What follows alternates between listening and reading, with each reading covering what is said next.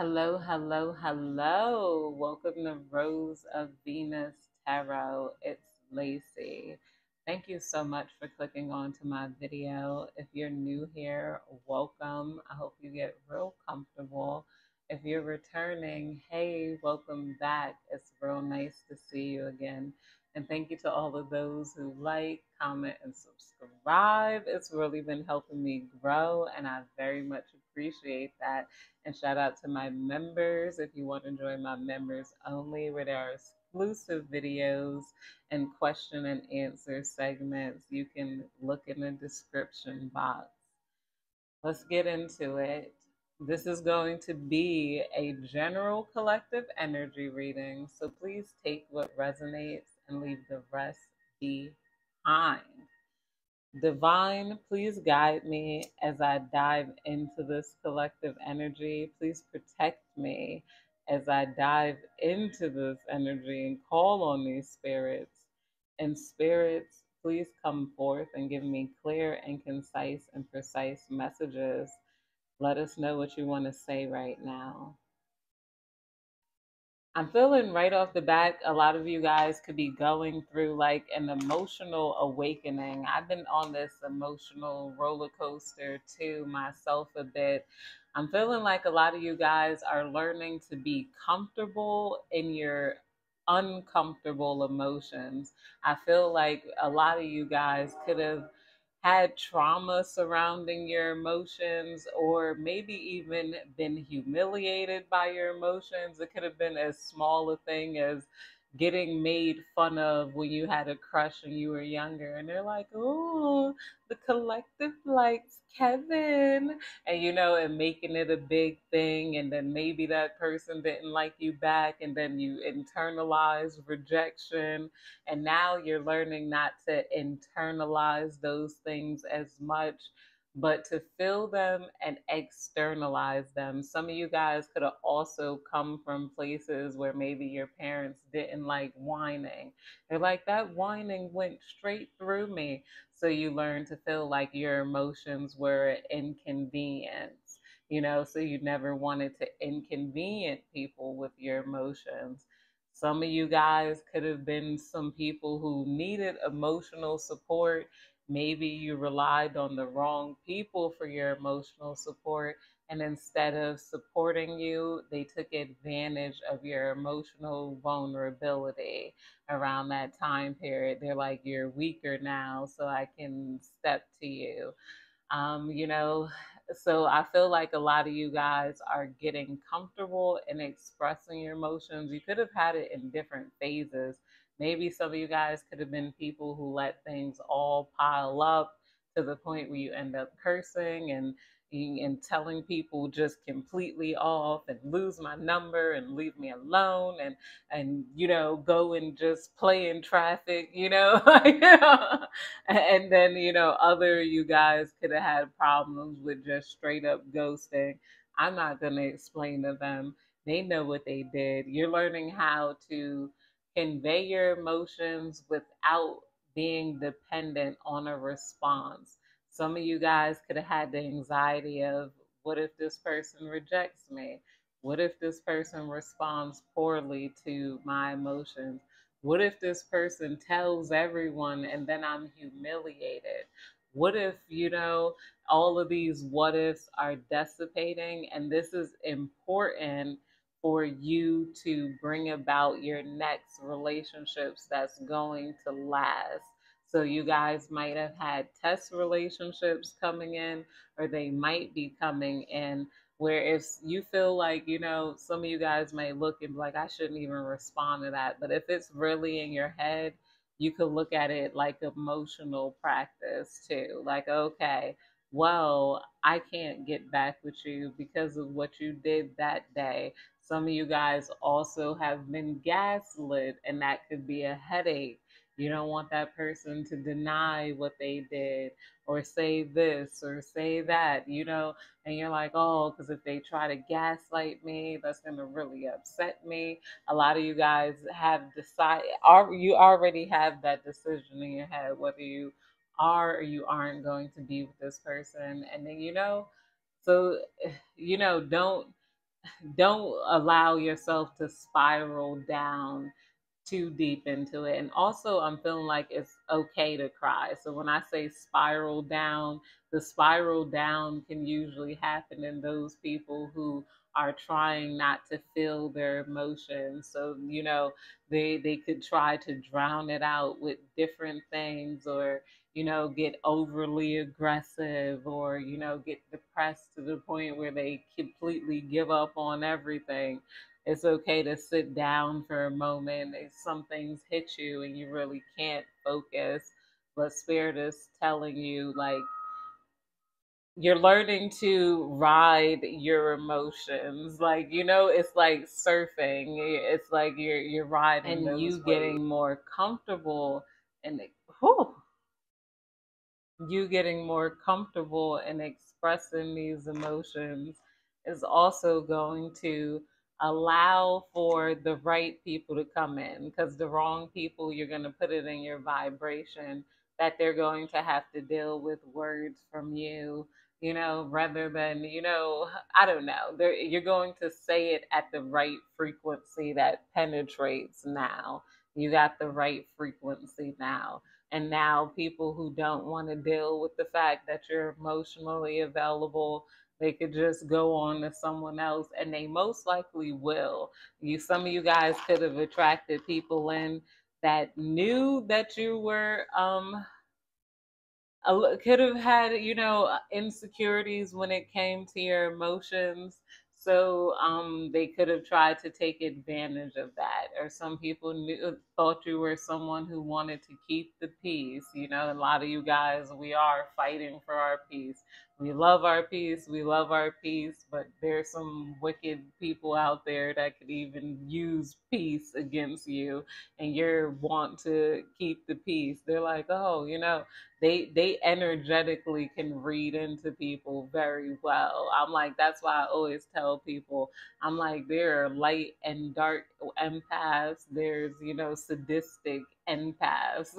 I believe people who are sadistics are empaths, matter of fact, because you can't get off on someone's pain if you can't feel it.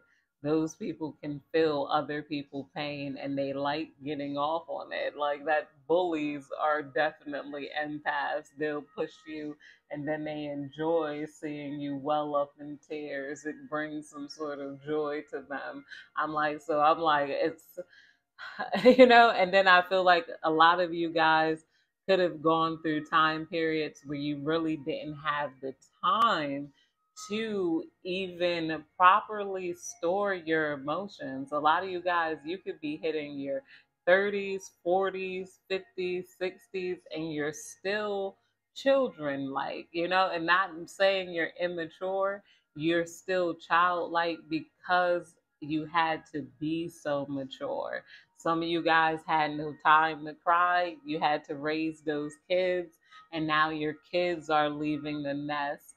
And now it's giving time for you to sit there and even think about what you went through. Some of you guys, I could see it. You could have went through years of bad marriages. You could have went through, I don't know, some harsh relationships. Some of you guys went through also time periods of like harshness, like me. I can remember like losing my mother, and I had lost my father, and I was homeless, and I had a nervous breakdown. They pretty much, I had to be on medication, and at that time period, because I could not worry about feelings. They told me about my Pavlov's hierarchy of needs. I had to worry about basically getting a job and getting a place to live before I could worry about crying. I didn't have time to actually convey my emotions until I really got and sat in my apartment and then sorted it out.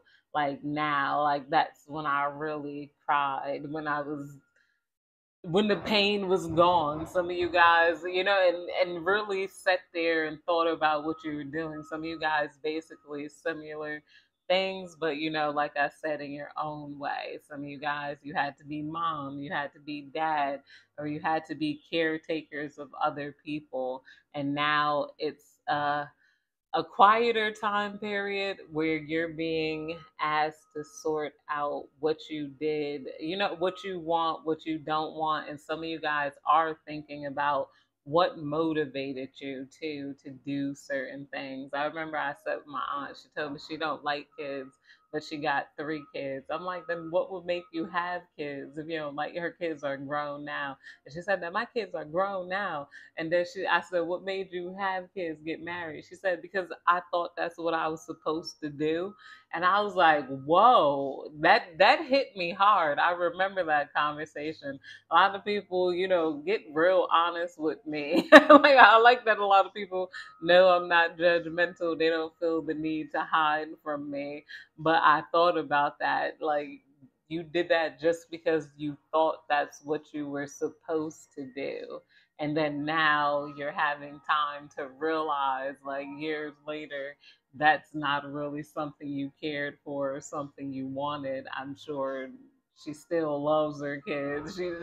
I don't know. I ain't gonna talk too much about my relatives, but you know, I just thought that was interesting too. I guess we're gonna pull some tarot cards. Let's and being that you're acknowledging your emotions and your feelings now, they're being prioritized and you're no longer putting them on the back burner and ignoring certain things and allowing yourself to stay in relationships and situations that are not emotionally fulfilling towards you. You know, like when you realize there's no benefit to this, it's really no point. You're questioning your actions, like why am I messing with this person if I know this person doesn't want a relationship? And is it because I like them? And you know, what is liking someone? I come to the conclusion, I'm like, I really don't be liking people unless, you know, I get to know them or they give me a reason to like them. I'm glad I'm not so attached to the physical, like, you know, anymore. I'm like, oh, but I really like them. I'm like, I don't. That's just biological. Like, you know, what is that? That Tina Turner song, What's Love Got to Do? Got to do it. Somebody said I can't sing. I can sing. My voice is beautiful. What's love but a second-hand emotion? But she started off that song with explaining it. I'm a Tina Turner is my birthday twin, by the way, November 26th. Um, oh yeah, she said, you must understand, though the touch of your hand makes my pulse react. That is only the thrill of boy meeting girl. Opposites attract. It's physical, only logical. You must try to ignore that it means more than that. Oh, oh, oh, what's love got to do? Got to do with it. Yeah, yeah, that song. What's love but a second-hand emotion? AKA, like, you know, a lot of you guys aren't romanticizing your feelings for people anymore. A lot of it is purely, you know, biological, and you're able to live in that. Some of you guys might have a little bit of borderline traits or borderline personality where you can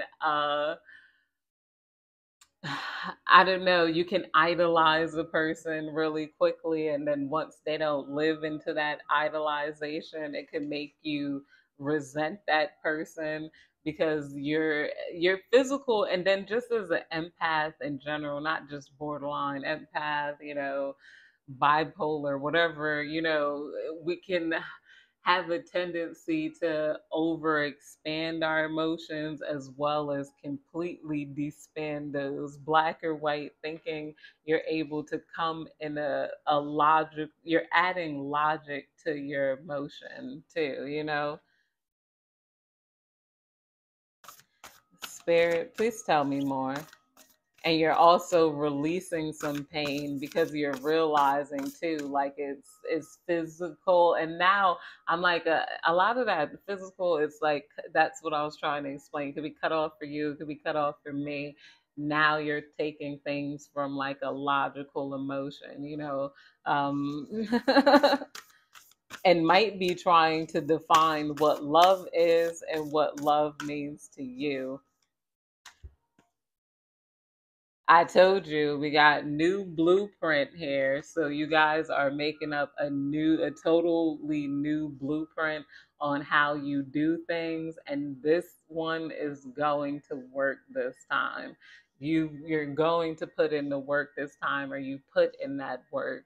And now you're sitting alone. You're not just doing in the past, you're also taking accountability. That is a big word for Elmo. That's a big word for me. Who wants to sit here and think that we may have played a role in our own suffering? And I'm not here to victim blame anybody, especially, not your suffering as a kid, not your suffering as not what I mean, our further traumatization when we did have hurt, here, but we're, and even if we didn't play any roles in our sufferings, because let me scratch that out, I'm not a victim blamer, but some of us have saw signs, and then we continued on because we were not, telling ourselves that it's only physical, it's not. We didn't ask ourselves what love got to do with it. But but now, even from our past pain, we're taking on our responsibility to heal. We're no longer sitting in that trauma and resentment, allowing it to rip years and days from our lives. We're able to re-steer our minds, feel the pain, and then also move forward too. And we're moving forward by allowing ourselves to feel that pain that we felt before. And yeah, here we got Starseed coming out. Starseed, you're also being reminded that you are having a human experience, and you are a intergalactic being. You're infinite. You've had many lives where sometimes you could have been the betrayed. You could have betrayed people, and then lives when you were betrayed, and then this is all just roles we're playing.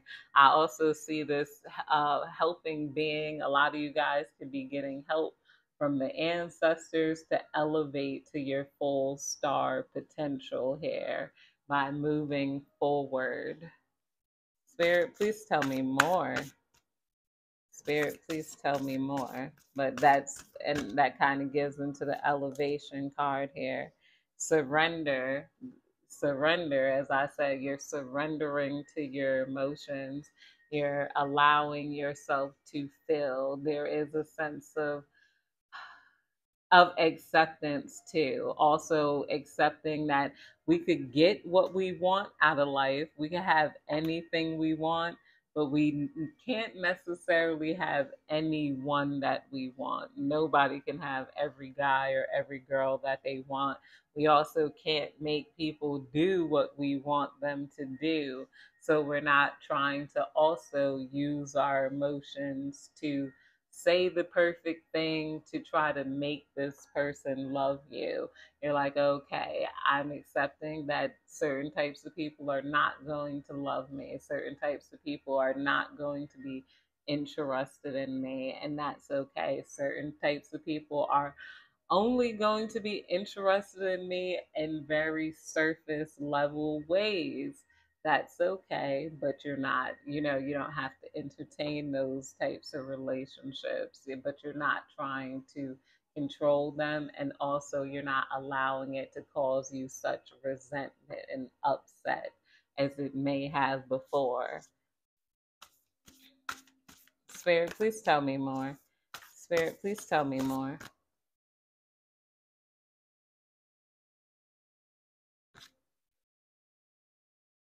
Harmonic flight. I told you this is Okay, you're like I said, you're practicing now, and this is for those of you who are interested in love. Some of you guys might be moving to the next step in love because you found that comfort with someone. So this could be marriage for some, and this is attracting in a soulmate for others.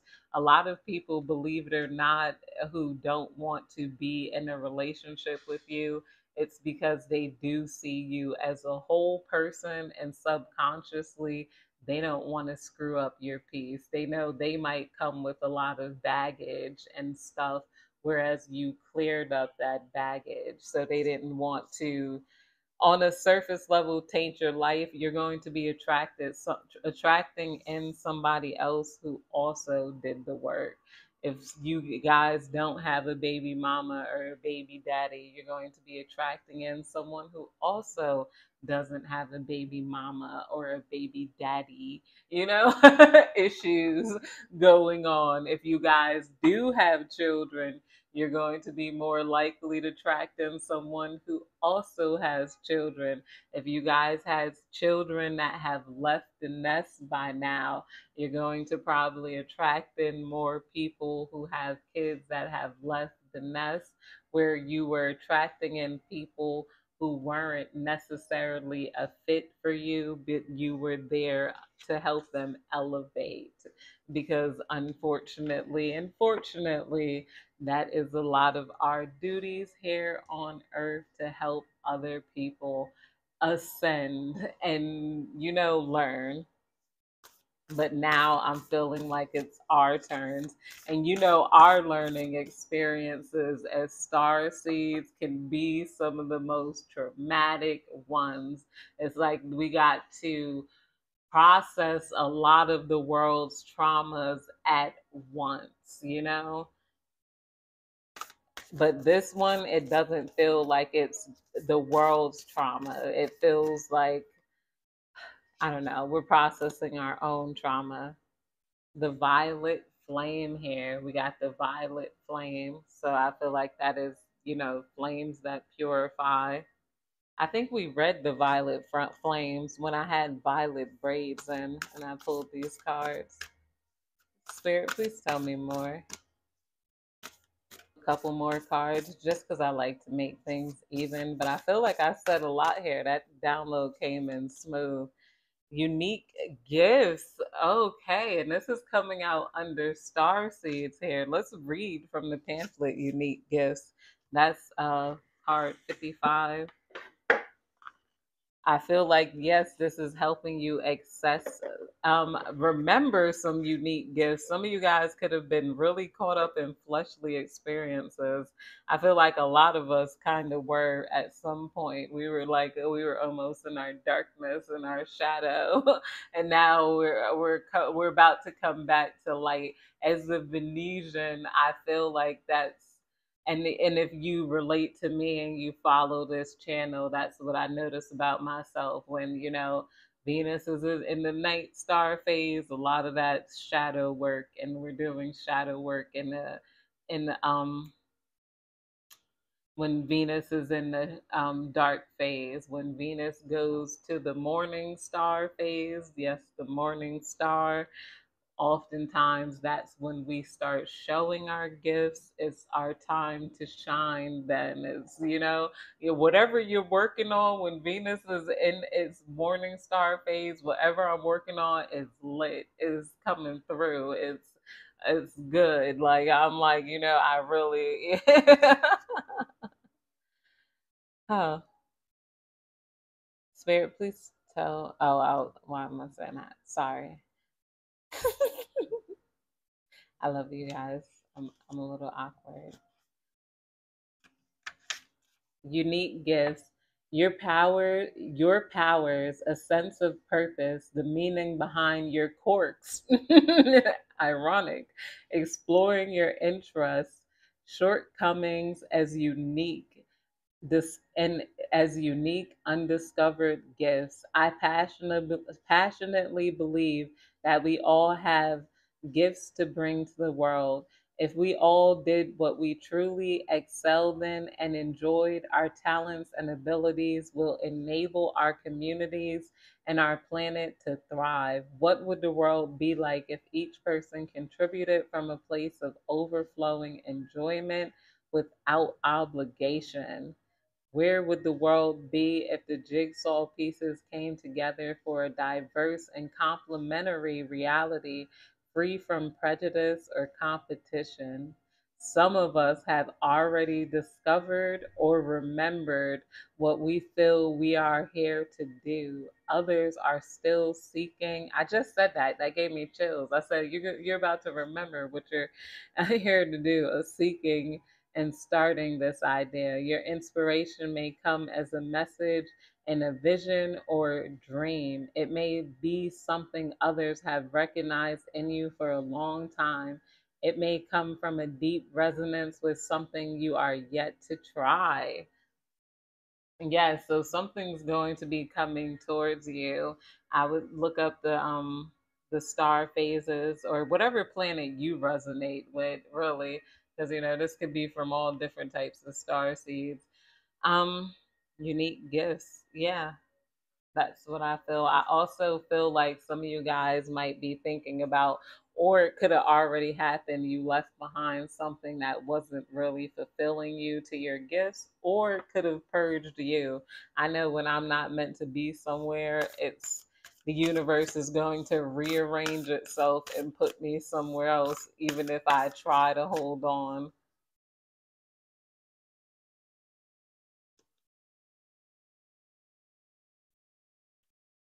We got freedom here, surrender, and that's coming out under surrender. A lot of you guys, you're free, and you could be seeing dragonflies lately, especially if it's warm where you're at, and endless opportunities. And this is coming out under harmonic flight. I feel like your lover is going to be able to connect with you in endless different ways. Like you guys telepathically be able to communicate, and just that they're not going to have any trouble understanding you. I don't feel like this is going to be a relationship where there is any arguments or a lot of arguments, because you guys are going to be able to have conflicts and handle it more easily with a certain flow. These other soulmates, karmics, and whatnot, they're teaching you how to dance. They're just here to teach you how to Dougie. I don't know. I feel so corny for saying that. Of all things, uh, I was gonna look. I'm gonna read this and then pull some angel numbers. This is 25 card here, freedom. Hope you can see that card. It says living the life you love, liberation as a shift in perspective, the many facets of freedom, inviting enjoyment and inspiration to your life, discovering what freedom means to you, overcoming limitations, unbound creative expression, choice over obligation here. Yes. Where's my angel cards? My angel numbers.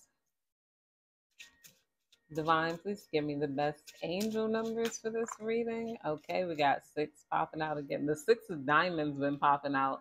So we might have to look up what the 6 of diamonds itself mean. And we got the ace of diamonds coming out. And we got the 2 of diamonds, all diamonds. That's a lot of material world energy. 612. Huh. 2 of diamonds. I feel like that's kind of less like a love and more like a business partnership with the 2 of diamonds here.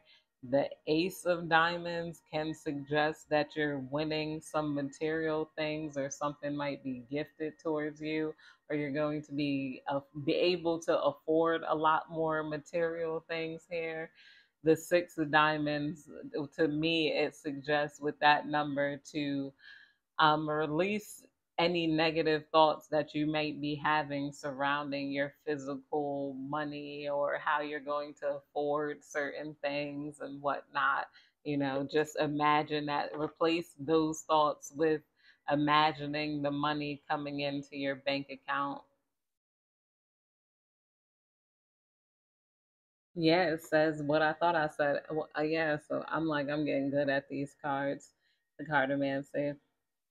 A six of diamonds is a card that signifies material success, abundance, and financial stability. It is often associated with prosperity, wealth, and the rewards of hard work. When this card appears in your reading, it suggests that you are on the right track to achieving financial security and enjoying the fruits of your labor. However, the six of diamonds is not just material wealth. It represents the importance of balance and responsibility. It may remind us to find harmony between our material desires and our spiritual well being. It encourages us to use our resources wisely, to be mindful of our financial choices. All right. Oh, let me read the angel number. I was listening. Okay, 612 is Minneapolis, Minnesota. That's the area code. So if anybody's from Minnesota watching, hey, angel number 612 is a message to have faith and trust that your prayers and positive affirmations are manifesting your material needs in divine right time and in order. The angels urge you to maintain a positive attitude and mindset in order to manifest your desired results, as your optimistic expectations and faith and trust in the divine will create positive results in all aspects of your life. Angel number 612 may suggest that the diligent efforts you have put towards living your life purpose have been acknowledged by the angelic and spiritual realms, and in turn, you have manifested well earned rewards. Be open to receiving and accepting your good, which may appear in the form of new opportunities, new projects, and or new ideas. Have faith and trust in the angels, and if feeling any doubts or fears, simply ask your angels for guidance and support.